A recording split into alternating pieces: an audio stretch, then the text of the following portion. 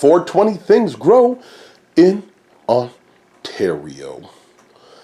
Back at you guys with another how-to video. This time we're going to be doing some worm casting, worm composting, vermicomposting, whatever you want to call it. Hotels, boxes, trays, bins. So what you need is at least 3 bins, let's call it. I have 2 here, the other 2 are outside. I got 4. And you need a lid. Most of the time when you buy these boxes, they come with lids, right? You only need really 1 lid. I just got these at Canadian Tire. They're fairly cheap. They're on sale. I got them for like $10 or something like that. Anyways, regardless, they're not the super deep ones like you've seen before and I had in my other video. These are, I think, 12 inches deep. You don't want to go too much more than 12 inches deep with these worm farms from the research that I've been doing. So I'm going to attempt to do this. So what you need is a drill, some totes. I have ordered a water spout that off of Amazon. I'll put the link in the description.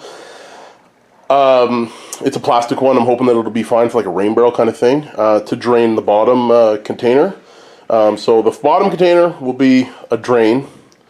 It will have a drain at the bottom to let the liquid out from the worm tea, as they call it. And then every other box will have holes in it. So let me get to drilling some of these holes and I'll be right back. Alright, so as you can see, I've drilled a bunch of holes in the bottom of this tote.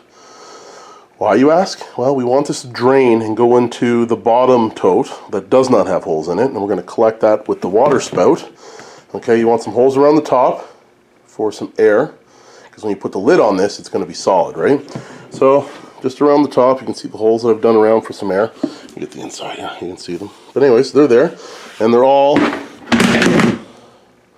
on the bottom. So there should be no water sitting in this bin, because in this bin I'm going to put some bedding, some newspaper, some cardboard, some shredded newspaper, some coco coir, and use that as a bedding, and then some food scraps, some worms, some more bedding, and then keep feeding the top bucket, this bucket with the holes in it, until it gets to a full point, and then I'll put another bucket, which I'm about to drill all the holes in it to get it properly ready.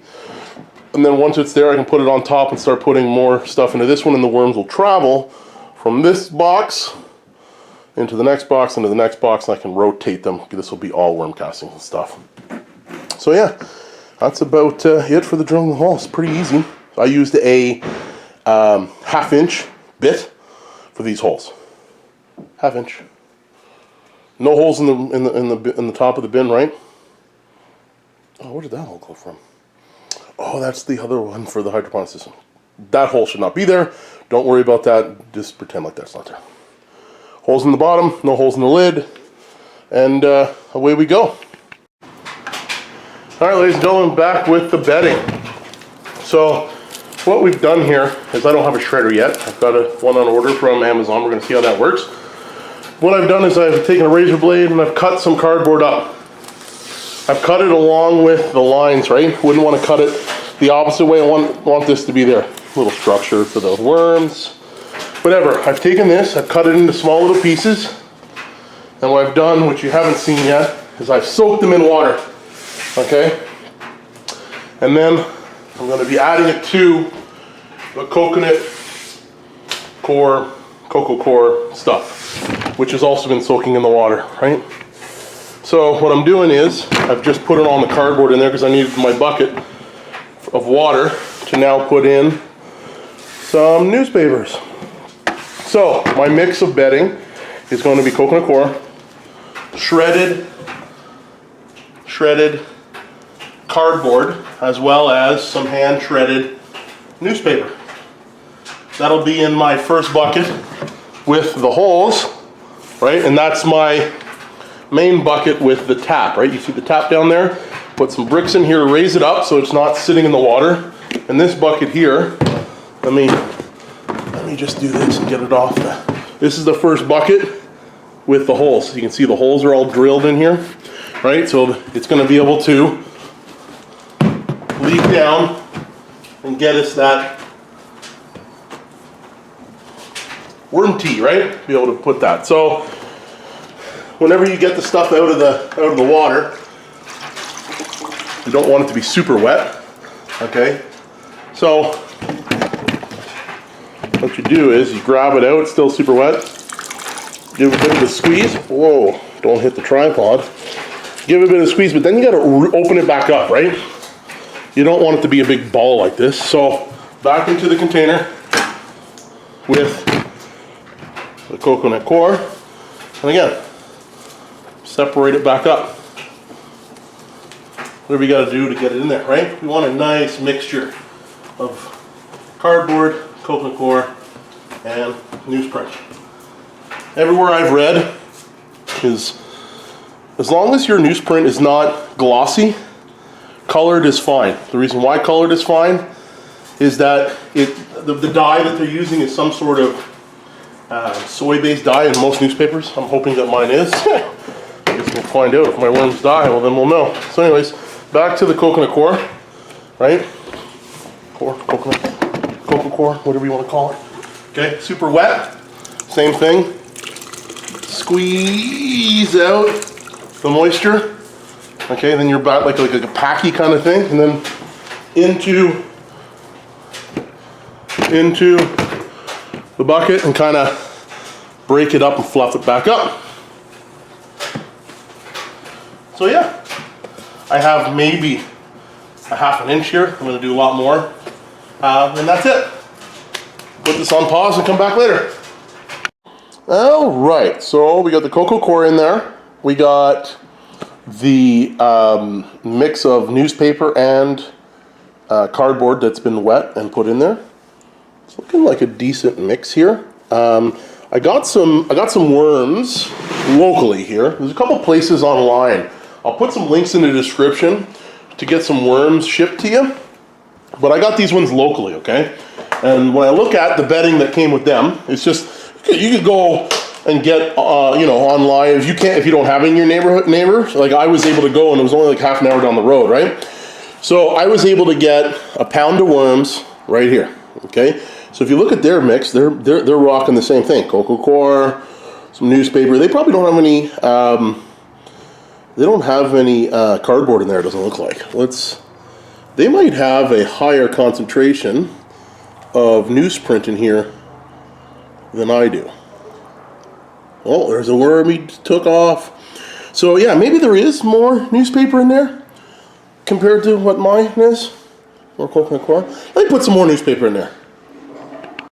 All right, so we got the bedding in, coconut core, whatever the hell you call it, I don't know. Newspaper, cardboard.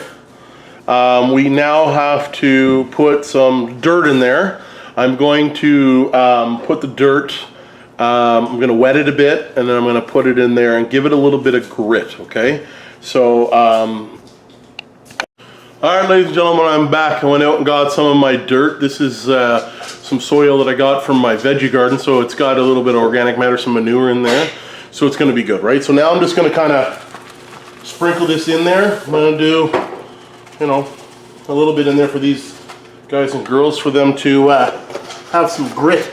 They need some grit to be able to digest their food, right? They're not going to be able to do that without it, right? So now that I've got some in there, okay, do a little bit of a mix. I'll put a little bit more in, and then I'm going to put the worms in.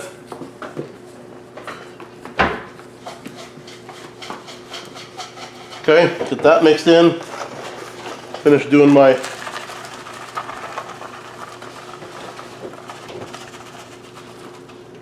and maybe one more cup. Not very much. So I end up doing 1 brick of coconut core. I've done a bunch of cardboard and a bunch of newspaper. It's probably about 4 inches thick here once I level it all out. All right, so now for the worms, okay? There we go. Got a pound of worms in here. So from all the stuff I've read on the internet, not to spread them out, put them in the middle and let them do their own thing.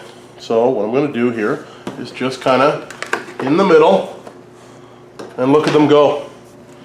Starting to go to the bottom already, eh? That's sweet. You guys get in there and see that, or do I need to go in a little bit closer? They're, yeah, quite a bit of worms in there, eh?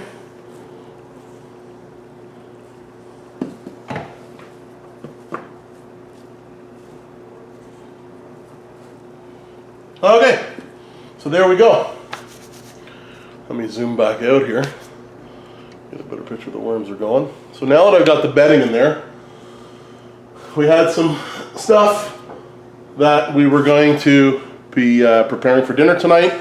So this is, and some old stuff here. This is starting to go bad. Some strawberries, some avocado shells with some of the avocado still in there, some lettuce, some raspberries, and some stuff, right? So we're chopping it up a bit so they have an easier time doing it.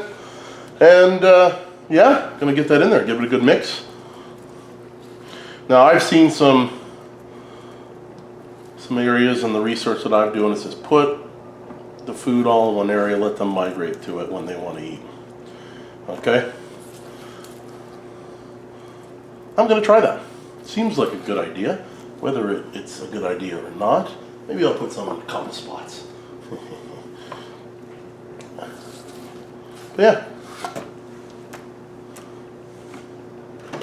So now that I've done that, get some food scraps in there. Not crazy amount. I've got a pound of worms. I would say that's about a half a pound of stuff. But if you put too much in there, it's just gonna start to stink. I don't want it to start to stink. So yeah, so this should be good and it should be enough. So now what I'm gonna do is I'm gonna put some more coconut coir over the top, just kind of give it a thing, and some burlap. So I'll be back. All right, there you go. So some more coconut coir just to cover the food scraps, and now time for the burlap. All right, so I have a bucket, I have a spigot. I got this from Canadian Tire Home Hardware. It's brass, it leaks a little bit. I'm not impressed with it. That's why I got that other one from Amazon coming. So what I've done is I'm putting 2 bricks in here, okay? And that's gonna keep it's the bottom tote. I've got it on some cement blocks, right? I'll put this outside. I'm outside and underneath my deck in the shade. Don't want it to get too hot. So put these bricks in there, and then I'm gonna put the next bucket that I'm doing with the lid with no hole. I got it. And then I'm gonna put that on top of this, and then I'm gonna put that here, and that'll be the drainage for the worm tea. Pretty straightforward. Just drill the hole a bit bigger, just slightly bigger than the threads. And I might have to get another bucket when I get the plastic one. It might not be the same size, but regardless, you put it down to the lowest part possible so you can drain it. If anything, you could just tip it like this anyways. But that's it for the first bucket. Second bucket you've already seen because it's got all the holes in it. Now it'll be put this on and start getting the bedding in it. Alright, so there's the new home for the worm bin. Got the burlap over top. I just kind of did 2 layers just to kind of keep stuff from going up. Don't want anybody crawling out of these holes around the top, right? And yeah, put the lid on it. And come back and hopefully all the worms are living nice and doing their thing. And then once this starts getting, I have another 2 bins to put on top, as you've seen in the earlier parts of the video. So I'll be able to stack this high and hopefully everything works good. So I'm going to end that video here today.